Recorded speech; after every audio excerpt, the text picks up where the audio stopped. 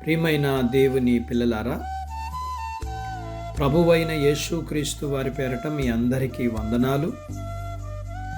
ప్రభువు పేరట మీ అందరికీ శుభములు, దీవెనలు కలుగునుగాక. ఈ ఉదయకాలం పరిశుద్ధ గ్రంథము నుండి దేవుని వాక్యాన్ని చదువుకుందాం. హెబ్రీయులకు రాసిన పత్రిక 13వ అధ్యాయము 6వ వచనాన్ని చదువుకుందాం.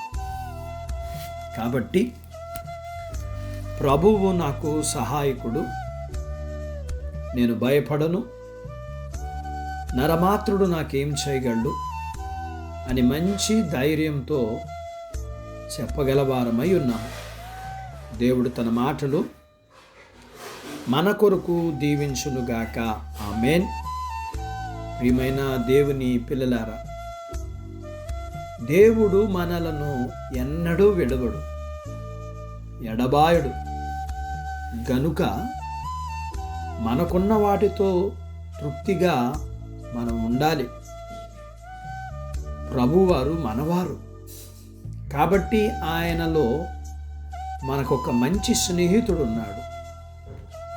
ఆయనలోనే మన ధననిధులున్నాయి. ఆయనే మన నివాస స్థలం కూడా. ఇటువంటి నిశ్చయత మనకున్నప్పుడు మనం ఇతరుల మీద ఆధారపడి బ్రతకాల్సిన అవసరం లేదు. ఈ ఉన్నతమైన ఆధారం మనకుండగా మన చుట్టుపక్కల వారి గుమ్మాలకి వెళ్ళి ఏడుస్తూ మన బాధలు చెప్పుకోవలసిన అవసరం లేదు. మన జీవితాలు మనవిగా జీవించడానికి వారు అనుమతి తీసుకోవలసిన అగత్యం లేదు. కాబట్టి మనం చెప్పదలుచుకునేది ధైర్యంగా చెప్పాలి. మనకు వ్యతిరేకంగా ఉన్న వాటిని మనం ఎదిరించాలి. దేవునికి భయపడేవాడు ఎవరికి దేనికి ఇక భయపడవలసిన అవసరం లేదు. మనం సజీవుడైన దేవునిలో భయభక్తులు ఉంచిన వారం కాబట్టి గర్విష్ఠుడైన దుష్టుని బెదిరింపులు ఏవి మన మీద ఏమాత్రం ప్రభావం చూపించలేవు. అవి కేవలం గాలి శబ్దాలు మాత్రమే.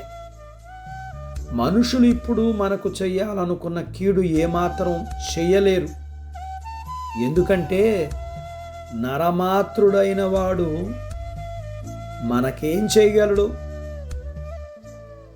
అన్న అపోస్తుల్ని మాట మనకు ఆధారంగా ఉంది. పూర్వకాలంలో ప్రభువారు విశ్వాసులను పెద్ద పెద్ద బోనుల్లో బంధించేవారు. ఒక చక్రానికి కట్టేసి కాల్చేవారు.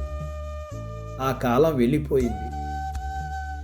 బలిష్ఠుడైన క్రైస్తవ ద్వేషి ఇప్పుడు యాత్రికులను కాల్చలేడు. అబద్ధ బోధకుల అనుచరులు మనల్ని నిందించి అపహాస్యం చేస్తే అదేదో వింతైన విషయం కాదు. కారణం ఈ లోక సంబంధాలు పరలోక సంబంధాల్ని ప్రేమించలేరు. అలా అయితే ఈ లోకస్తులు అపహాస్యాలు మనం భరించాలి. అలా భరించడం వల్ల మన ఎముకలన్నీ ఏవి విరిగిపోవు కదా. ప్రభువు మనకు సహాయకుడు కాబట్టి మనం ధైర్యంగా ఉందాం. లోకం మన మీద క్రోధంతో లేస్తే లెగనివ్వండి. మనం ఎందుకు భయపడాలి? ప్రభువు మనకుండగా ధైర్యంగా ఉందాం. అట్టి బాధ్యత దేవుడు మనకు దయచేయునుగాక. ఆమేన్. ప్రార్థించుకుందాం. నాతో పాటు ఏకీభవించండి. మమ్మలను మిక్కిలిగా ప్రేమించిన మా ప్రియ పరలోకపు తండ్రి, మీ పరిశుద్ధ నామాన్ని బట్టి మీకు వందనాలు. ఉదయకాలం మీ పాదాల దగ్గర మీ లేఖనాన్ని మేము నేర్చుకోవడానికి సహాయం చేశారు. నేర్చుకున్న లేఖనపు సత్యాన్ని బట్టి మీరు మాకు సహాయకుడు. మేము భయపడము, మనుషులు మమ్మల్ని ఏమీ చేయలేరు. ధైర్యంగా కొనసాగుటకు కావలసినంత కృపను మీరు మాకు ఇవ్వండి. మేం మీకు భయపడగలిగితే మరి వేటికి భయపడవలసిన అవసరం లేదు. దానియేలు మీకు భయపడ్డాడు కానీ సింహాల బోనికి భయపడలా. షడ్రక మెషిక్ అబేద్నెగోలు మీకు భయపడ్డారు కానీ మనుషులకు కానీ అగ్నిగుండానికి కానీ భయపడలా. వాటికంటే గొప్ప శ్రమలేవి కావు మాకు. కాబట్టి మేము మీకు భయపడి మీరు ఎటువంటి వారో, ఎటువంటి శక్తిమంతులో, ఎటువంటి న్యాయవంతులో, ఎటువంటి ప్రేమ కలిగిన వారో మీకు భయపడగలిగితే మేము వేటికి భయపడము కదా. అటు భయపడని జీవితాలు మీ పిల్లలకి మీరు అనుగ్రహించండి. మీ పిల్లలను దీవించండి. చిన్న బిడ్డలను, యవనస్తులను, వృద్ధులను, స్త్రీలను, పురుషులను దీవించండి. వారి చదువులు, ఆరోగ్యాలు, ఉద్యోగ ప్రయత్నాల్లో విజయాలు ఇవ్వండి.